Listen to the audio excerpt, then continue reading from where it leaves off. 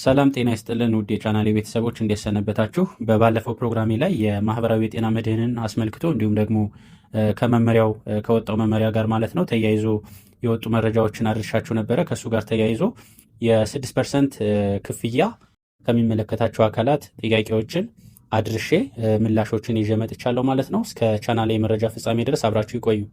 እንደሚታወቀው እንግዲህ የማህበራዊ የጤና መድህን በ2018 ዓመተ ምህረት ከመስከረም ወር ጀምሮ ተግባራዊ እንደሚሆን እንግዲህ ከመመሪያው ጋር ለማግኘት ችለናል ማለት ነው። ከሱ መመሪያ ጋር ተያይዞ በተለይም ደግሞ 6% ከእያንዳንዱ የጤና ባለሙያ ይሰበሰባል የሚል ዝርዝር እና ግልጽ የሆነ መረጃ ተቀምጧል። ብዙ ባለሙያዎች በተለይም ደግሞ ከዚህ ጋር ተያይዞ ቅሬታ ሲያቀርቡ ነበረ። እሱን እንግዲህ ከሚመለከታቸው አካላት ጥያቄዎችን አቅርቤ ነበረ። ያገኘሁት መረጃም 6%ቱ በተለይም የጤና ቁጥጥር አዋጅ በ2017 ዓ.ም የወጣው በግልጽ እንዳስቀመጠውና ይህንን የመንግስት የሚሸፍን እንጂ እያንዳንዱ ጤና ባለሙያ ከኪሱ የሚያወጣው እንዳልሆነ በግልጽ እንደተቀመጠና በዛ መመሪያ መሰረት ተፈጻሚ የሚሆን እንደሆነ ነው ያገኘሁት መረጃ የሚያሳየው ማለት ነው።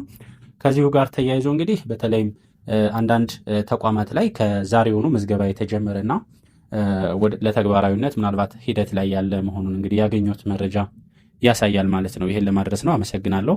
ለቻናሌ አዲስ የሆናችሁ ቤተሰቦች ቻናሌ ሰብስክራይብ አድርጉ። ቤተሰቦችን ወደ